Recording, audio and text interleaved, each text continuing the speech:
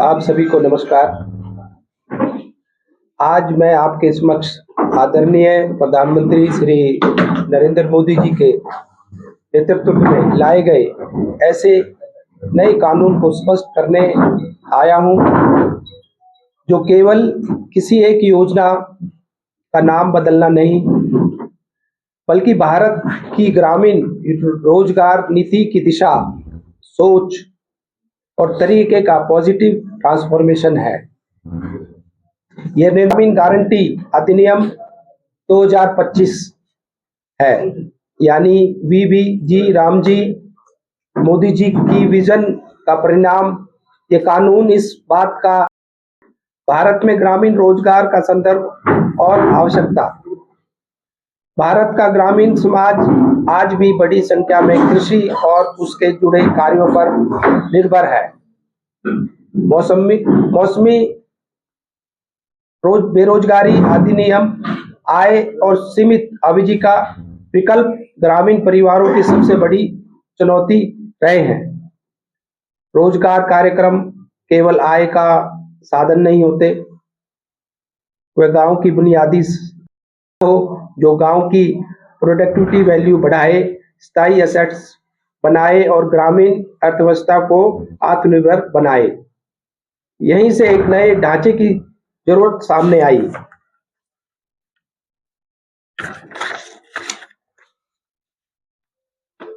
हम मनरेगा की भावना का सम्मान करते हैं, लेकिन नीति निर्माण में भावना नहीं, परिणाम जरूरी होता है। लेकिन मनरेगा को लेकर हम सब के अनुभव ने कुछ स्पष्ट कमजोरियां सामने रखी हैं, जैसे रोजगार तो था पर विकास नहीं। अधिकांश कार्य स्थानीय और राष्ट्रीय विकास योजनाओं से जुड़े बिना किए गए। अस्थायी सड़कें, अधूरी जल संरचनाएं और बिना योजना के मिट्टी के कार्य ऐसे उदाहरण बने जिनका ना तो दीर्घकालिक आर्थिक लाभ हुआ और ना ही सामाजिक परिवर्तन। भ्रष्टाचार, वित्तीय अनियमितताएं, नकली जॉब कार्ड, फर्जी लाभार्थी, मनगढ़ंत मास्टर रोल और मजदूरी का अधूरा भुगतान जैसी समस्याएं व्यापक रही। मजबूत जांच व्यवस्था के अभाव में मनरेगा फंड का दुरुपयोग हुआ। निगरानी और सामाजिक जवाबदेही की कमजोरी, सोशल ऑडिट की कई स्थानों पर केवल औपचारिकता बनकर रह गया। शिकायतें निवारण के लिए ना समय सीमा थी, ना ही रिस्पॉन्सिबिलिटी तय थी। इसके स्थानीय स्तर पर मनमानी और प्रेशर पॉलिटिक्स आम बात हो गई। किसानों का नुकसान, मुख्य कृषि मौसम में भी मनरेगा कार्य चलते रहने से खेतों में श्रमिकों की कमी हुई और खेती की लागत बढ़ी, जिसका सबसे अधिक भार छोटे और सीमित किसानों पर पड़ा। कानूनी अधिकार व्यवहार और अप्रभावी, बेरोजगारी भत्ता और देरी पर मुआवजे जैसे प्रावधान कानून में थे पर जमीनी स्तर पर लागू नहीं हो सके। अधिकार कागजों में रह गए, योजना में नहीं उतरे। इस अनुभव ने स्पष्ट कर दिया कि अब केवल संशोधन नहीं बल्कि स्ट्रक्चर में भी परिवर्तन आवश्यक है। वीबीजी रामजी की जरूरत इस मूल सिद्धांत पर आधारित है कि रोजगार और विकास को अलग अलग नहीं देखा जा सकता। इस अधिनियम के प्रमुख उद्देश्य हैं ग्रामीण परिवार को दीर्घकालिक आजीविका सुरक्षा देना, टिकाऊ और उच्च गुणवत्ता वाली ग्रामीण एसेट्स का निर्माण करना, ट्रांसपेरेंसी से भ्रष्टाचार समाप्त करना, केंद्र और राज्य के बीच रिस्पॉन्सिबिलिटीज के साथ साथ कोऑपरेटिव फेडरलिज्म को मजबूत करना, ग्राम स्तर की योजनाओं को नेशनल प्रायोरिटी से जोड़ना, ग्रामीण रोजगार नीति को विकसित भारत 2047 के रोड मैप के अनुरूप बनाना। यह कानून ग्रामीण रोजगार को सिर्फ एक राहत देने वाली योजना से निकलकर विकास की मुख्य धारा में लाता है। वीबीजी रामजी अधिनियम व्यवस्था और ढांचा, रोजगार की गारंटी का विस्तार। अब प्रति ग्रामीण परिवार को असूल मजदूरी रोजगार की कानूनी गारंटी 100 दिनों से बढ़ाकर 125 दिन प्रतिवर्ष कर दी गई है।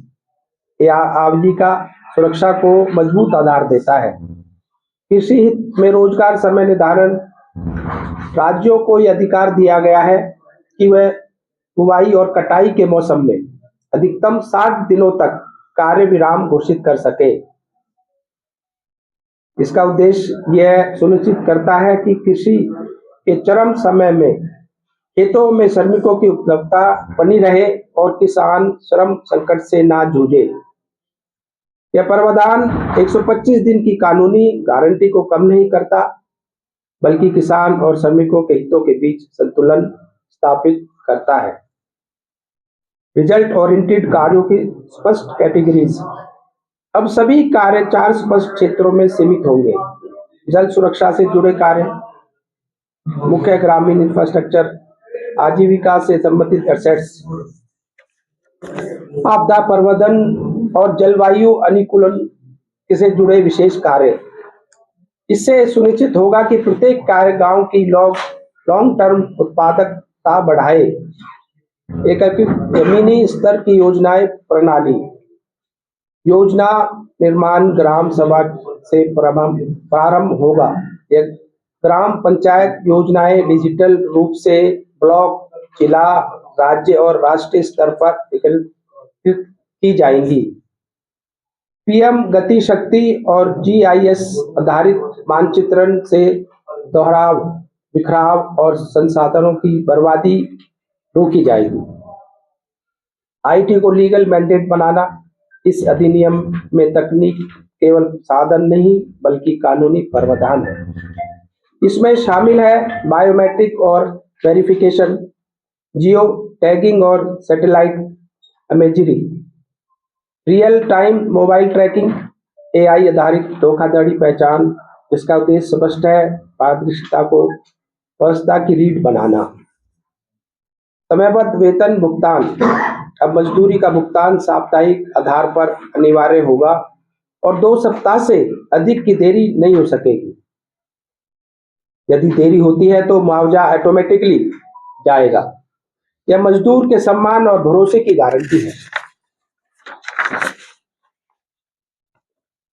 प्रशासनिक क्षमता और को मजबूत करना। खर्च की सीमा 6% से बढ़ाकर 9% की गई है ताकि जमीनी स्तर पर पर्याप्त स्टाफ, परीक्षण, तकनीकी विशेषता और निगरानी सुनिश्चित की जा सके।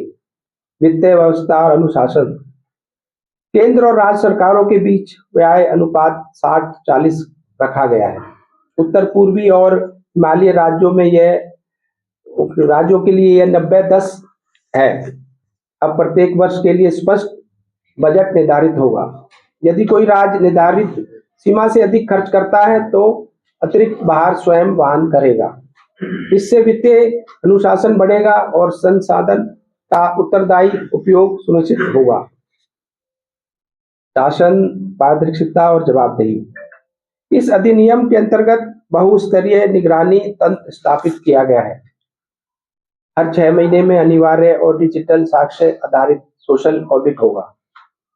डिजिटल शिकायत निवारण प्रणाली के साथ तय समय सीमा लागू होगी। जिला लोकपाल व्यवस्था के माध्यम से जवाबदेही सुनिश्चित होगी। जिला कार्यक्रम समन्वयक और क्रियान्वयन एजेंसी कानूनी रूप से उत्तरदायी होगी। यह व्यवस्था कागजी जवाबदेही नहीं बल्कि कानूनी जिम्मेदारी को लागू करती है। भ्रष्टाचार के विरुद्ध निर्णायक तंत्र, बायोमेट्रिक वेरिफिकेशन, स्थान आधारित जांच, सीधे डिजिटल भुगतान, एआई आधारित निगरानी और सार्वजनिक डैशबोर्ड के माध्यम से सुनिश्चित किया गया है कि फर्जी लाभार्थी, फर्जी कार्य और धन की हेराफेरी की संभावना न्यूनतम रहे। मनरेगा से वीजी रामजी तक परिवर्तन।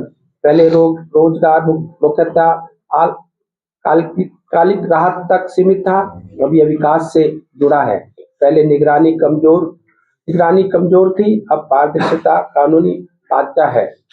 पहले भुगतान अनिश्चित और विलंबित था, अब समयबद्ध और मुआवजा युक्त है। पहले योजनाएं खंडित थी, अब राष्ट्र और स्थानीय स्तर पर एकीकृत है। पहले जवाबदेही सिंबॉलिक थी, अब कानूनी जिम्मेदारी है। पीजी रामजी अधिनियम केवल एक योजना का स्थानापन्न नहीं है, यह ग्रामीण रोजगार नीति की पूर्व परिभाषा है। यह कानून रोजगार देता है, विकास करता है, भ्रष्टाचार रोकता है और ग्रामीण भारत को विकसित भारत 2047 के लक्ष्य का सक्रिय भागीदार बनाता है। आदरणीय प्रधानमंत्री श्री नरेंद्र मोदी जी के नेतृत्व में सरकार का स्पष्ट संकल्प है कि ग्रामीण भारत को केवल सहायता नहीं, स्थायी सशक्तिकरण दिया जाए। माहौल बना रहा है कि भाई इसको खत्म कर दिया गया है, बंद कर दिया गया है, तो ये आप लोग देख सकते हैं पहले से, और इसको इसमें डिफाइंड करके इसको और मजबूत 100 से 125 दिन की गारंटी दी गई है। और इसमें ट्रांसपेरेंसी रहे उसके लिए भी, और पहले जैसे फसल की बुआई या कटाई के समय हमें मजदूर नहीं मिलते थे, तो उस समय इनकी जो मजदूर ना मिलने से किसानों को नुकसान होता था कि भाई जो उनकी डेली की जो लेबर की इनकम जो तनख्वाह ज्यादा हो जाती थी, उसके लिए भी इसमें प्रावधान रखा गया कि हर स्टेट अपने हिसाब से, जैसे कहीं बुआई और कटाई अलग अलग हर एक राज्य में, हर एक स्टेट में अलग अलग समय से है, तो उसमें वो 60 दिन का उसमें रोक भी सकते हैं उसको कि 60 दिन इसमें ये मनरेगा ना रहे। घेरने के लिए इस योजना पर पूरी तरह से तैयार है। सड़कों पर उतरने की उनकी तैयारी है। हर राज्य में बैठक ली जा रही है। CWC की भी बैठक हुई है। उसकी काट के लिए भारतीय जनता पार्टी क्या हथियार लेकर आएगी, या कैसे उसका मुकाबला है? देखो, उनके पास कोई मुद्दा नहीं है कांग्रेस के पास। पहले वोट चोरी का मुद्दा लेके चले, उस पर भी हमारे प्रधानमंत्री जी ने भी जवाब दिया लोकसभा में, हमारे मुख्यमंत्री जी ने विधानसभा में जवाब दिया। और अब ये जो हमने इसके लिए सभी हमारे मंत्रीगण, हमारे सभी नेतागण हर एक जिला स्तर पर, ब्लॉक स्तर पर और अपना प्रेस में जाकर बता रहे हैं कि क्या क्या हमने इसमें रिफॉर्म और उसको मजबूत करने के लिए क्या क्या इसमें चेंजेस करे हैं, वो हम सभी स्तर पर जाकर इसको लोगों को बता रहे हैं। गांधी जी का नाम मिटाने के लिए योजना का नाम बदला गया है, क्या कहेंगे? पहले भी इसको जवाहर योजना से बदलकर गांधी जी के नाम पर रखा गया। पहले भी ऐसे नाम बदले गए हैं और इसमें कोई बदलाव नहीं, बल्कि और मजबूत, जैसे 100 से 125 दिन का हमने इसको कंफर्मेशन दी है कि भाई 125 दिन की उसको मजदूर को काम मिलेगा, रोजगार मिलेगा। मनरेगा भ्रष्टाचार का एक बड़ा अड्डा रहा है और नूंह जिला हरियाणा के उन जिलों में शामिल है जहां मनरेगा का करोड़ों रुपए का गबन हुआ है।